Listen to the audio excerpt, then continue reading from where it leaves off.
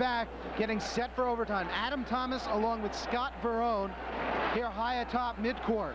Starting the overtime will be Owens, Langle, Ryan, Brown, and Jordan. Lynn Greer had a foul shot with 3.5 seconds left that would have given Temple a 1-point lead and missed.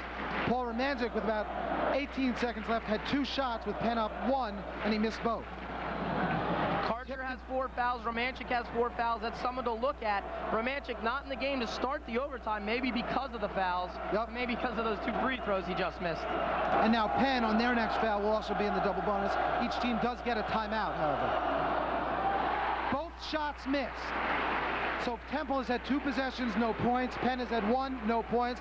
And we're still deadlocked at 58 here in overtime. Temple asking a lot of Keaton Sanders, who scored his first bucket of the year in this game, misses both free throws. Owens to Jordan for 3 in the lead. Yes! MJ, you just said it. He hasn't made a big shot down the stretch. He just made a huge one there. The first bucket in overtime is sometimes the most important one. Romanczyk absent from the lineup, something Ryan missing. Wide open, in and out. Langle the rebound, and Jordan resets. We're in overtime. Penn taking on the 6th-ranked team in the country, Temple. I think if you're the Quakers, you've got to get Romanczyk in the game. I know he's a liability at the line, but he's a force from down low. Frank Brown for 3 from Langle. Frank Brown had a great game against Kansas, and he is coming up huge for the Quakers. He could be the difference in a storybook season for the Quakers. It's never looked better. Penn by 6, 2:40 to go in OT. Temple has not scored in the overtime. Penn used its final timeout. Temple has 1. Romanczyk forced to bring it up. Gets it to Michael. Here's who you want to have the ball. Clock runs, 1:53 to go in overtime. Penn by 5. Jordan open. Good decision. Hold up. Okay. Romanczyk to Ryan. This is for 2. Got it.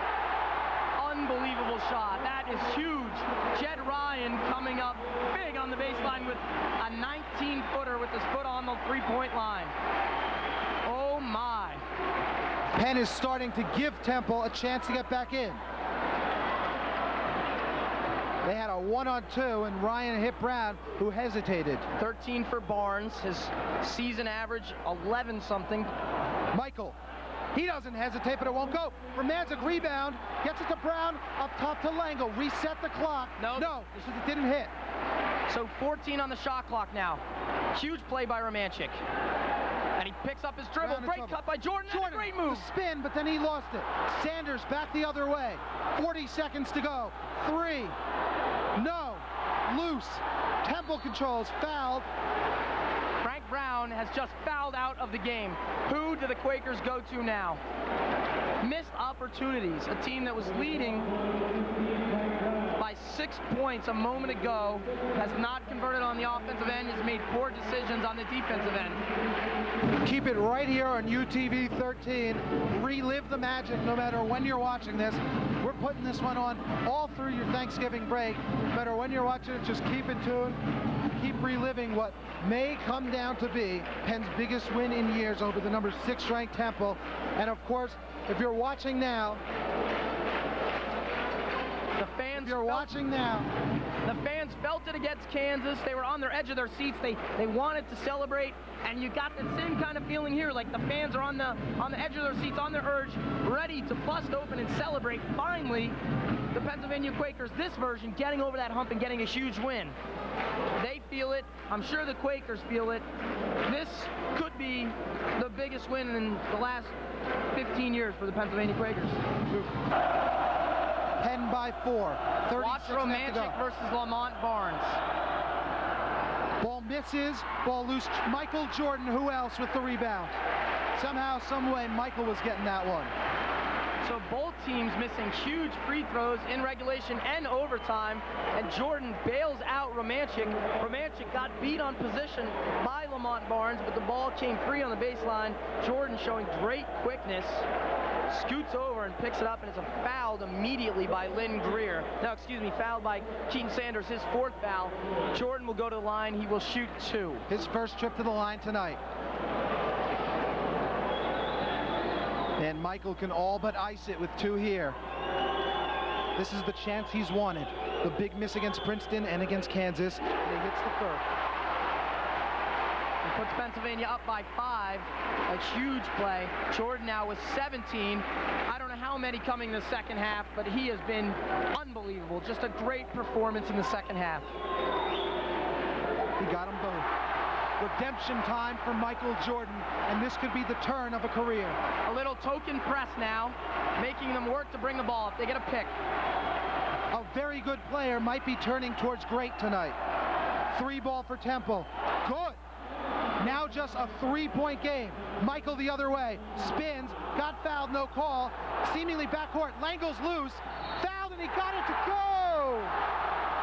And Langle with a huge shot. Michael Jordan might have been over and back, but he didn't establish his pivot foot. That's why they didn't make the over and back call.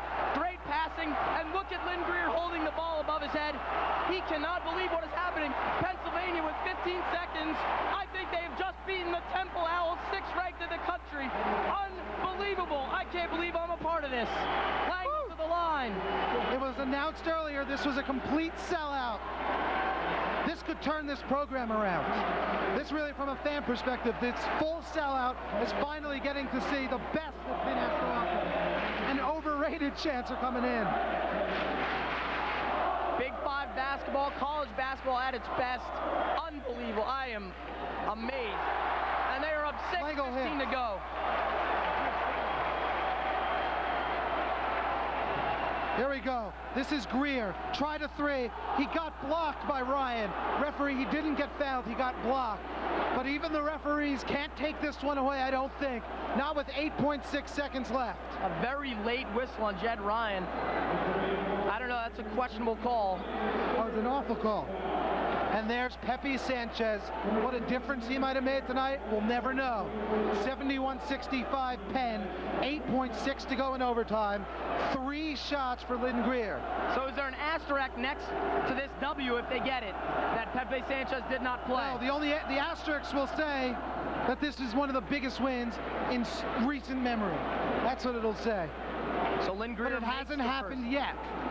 Greer can make this a 1-shot game. And with a turnover on an inbounds with no timeouts for Penn, it changes. Greer hits the second. Remember, Lynn Greer was at the line with 3 seconds to go in regulation and could have given Temple a 1-point lead, but missed. A very tough call on Jed Ryan. And a bad call. A bad call, I believe, yes.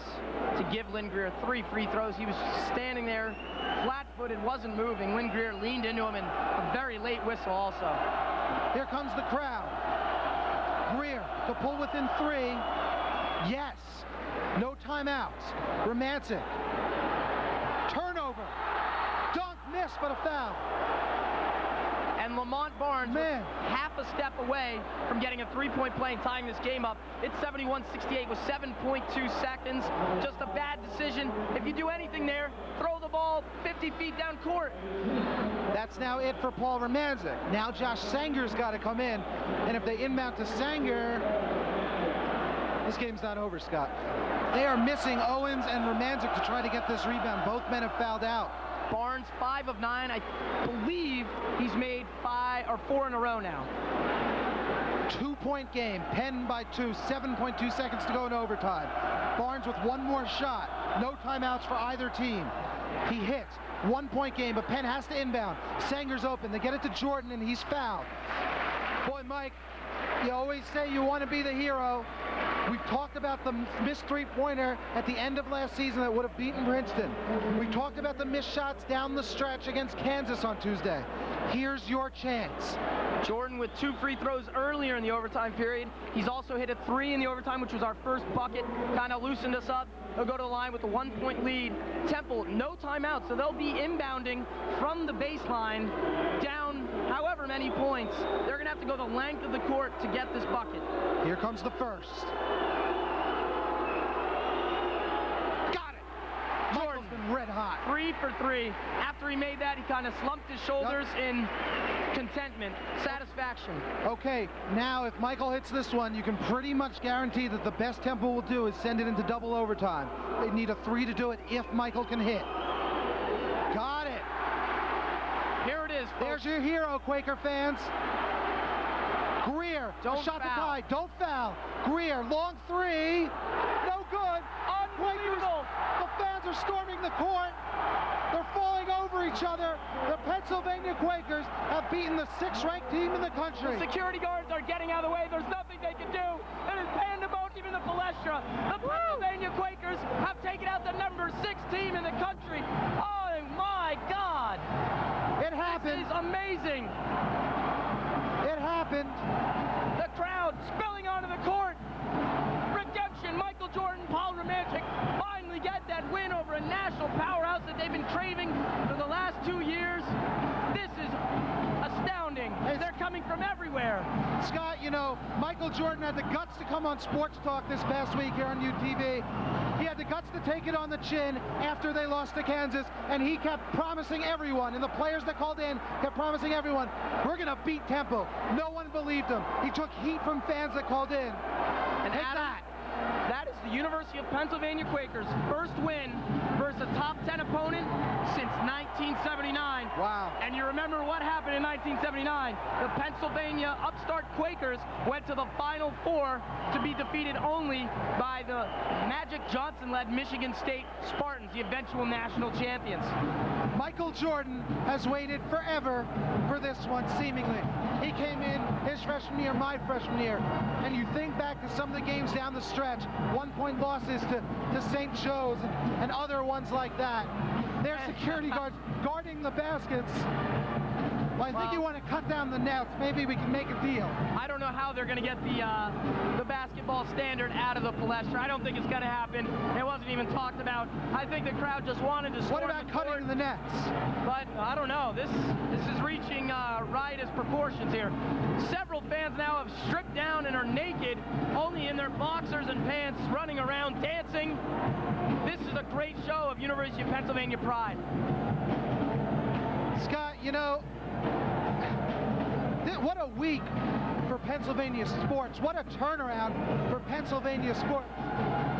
What a turnaround for Pennsylvania sports. They win the Ivy League title in football. And there we get a mob of half-naked Quakers jumping around and dancing. This is unbelievable. An Ivy League champion football team, a defeat of nationally ranked Temple Owls in the Big 5 game. Just a great atmosphere. They're back. This whole school is back. Incredible. Incredible.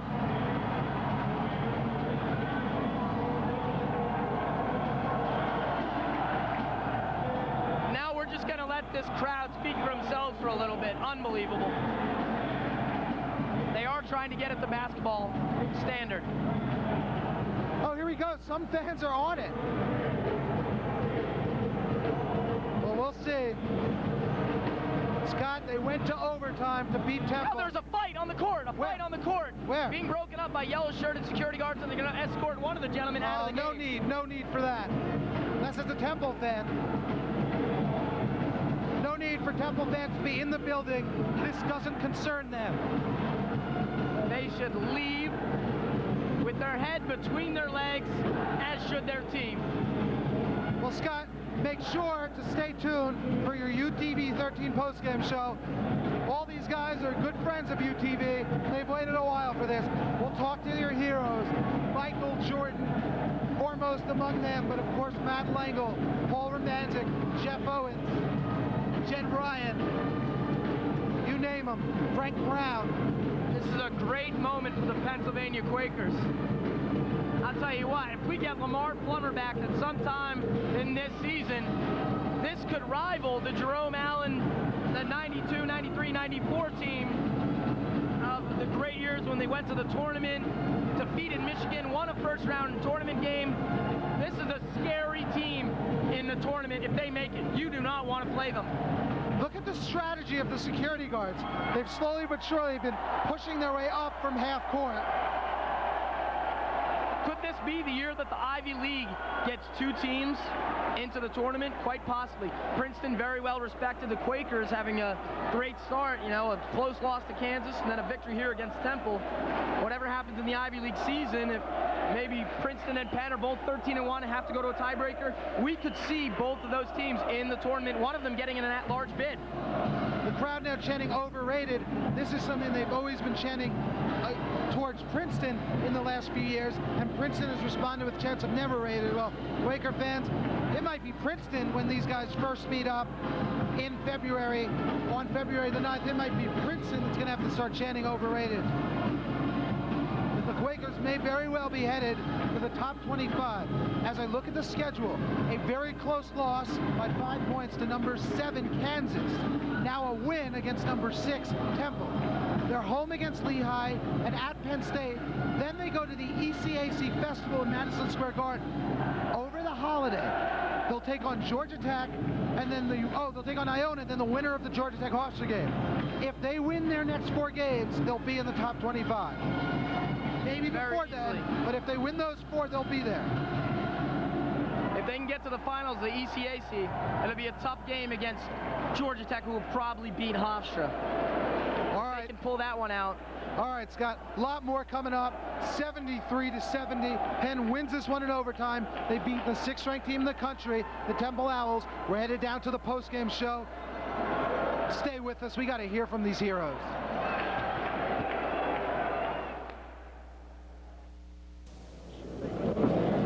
All right, welcome back. Adam Thomas here with Paul Romanza. Paul, what a game, what a feeling, and finally, after all these years, I mean, what was it like? The emotions, I really can't explain right now. It's incredible to beat Temple. You know, I think the streak was like 16 or 17 straight that they had beaten us.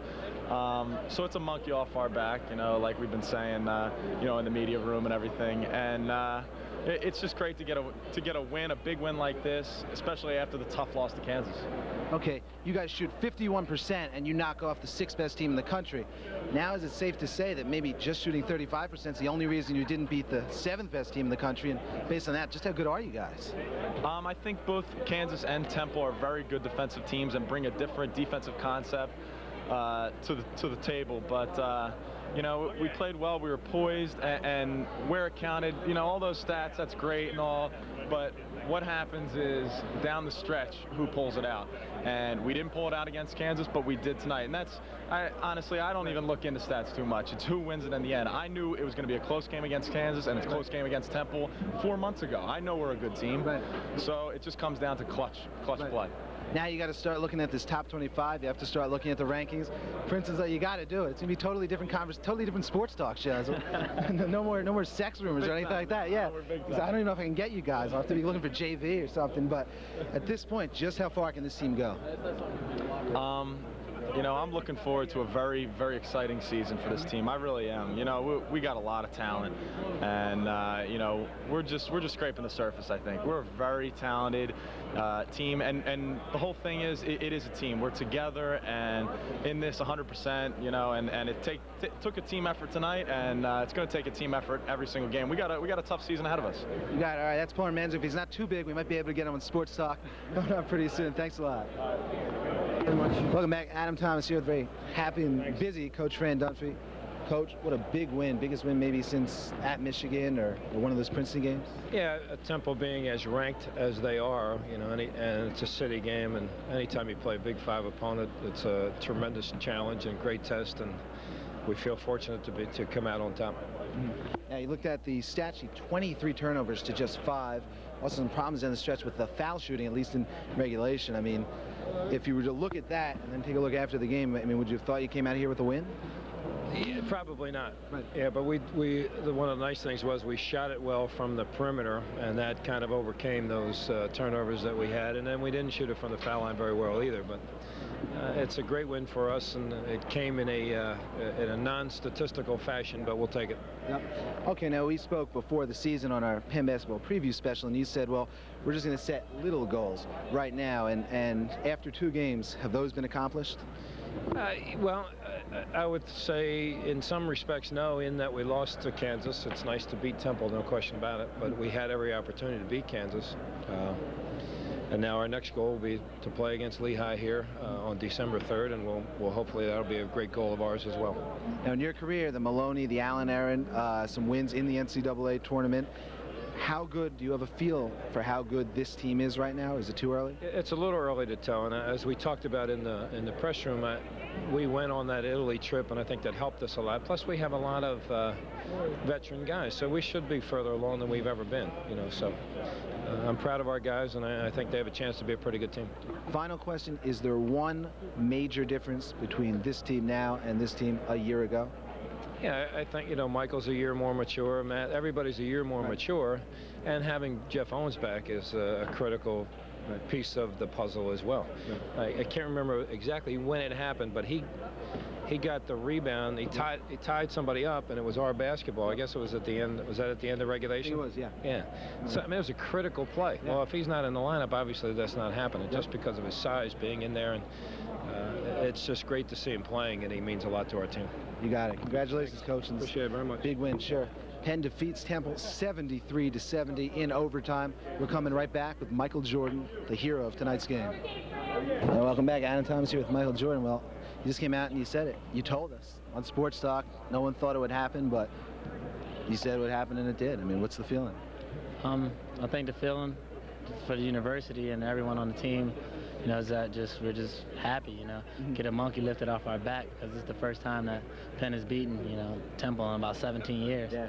And plus, we play against these guys in the summer, we hang out with them, and you just get tired of hearing how we never lose the Penn, we never lose the Penn. So now, it's a great win for us. Everyone's happy, we're ecstatic. Yep. Now, look back at that Kansas game. You guys only shoot 35%. When you raise it to 50%, you knock off Temple. How good is this team? I think we're okay. I mean, we still got a lot. Because we leaps and bounds. Yeah. We have a long way to go. I think we're okay.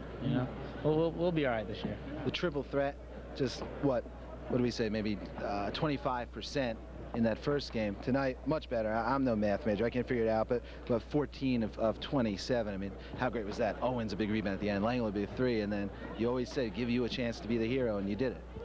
Well, I'm just happy that I was given an opportunity. Coach had enough confidence in me to help set a play for me to get the ball at the end. And I knew they were going to foul, and I just stepped up and relaxed, took deep breaths, and knocked him down, because I knew Paul had a chance to do it earlier. And he didn't quite follow through with it, so I just wanted just to step up and get it over with. Ready to watch SportsCenter with the tape and the VCR finally? Yeah, hopefully they won't do any clowning this week, So, I mean, hopefully this week they'll love me. You got it. All right, Michael, congrats. Got it. Thanks a lot.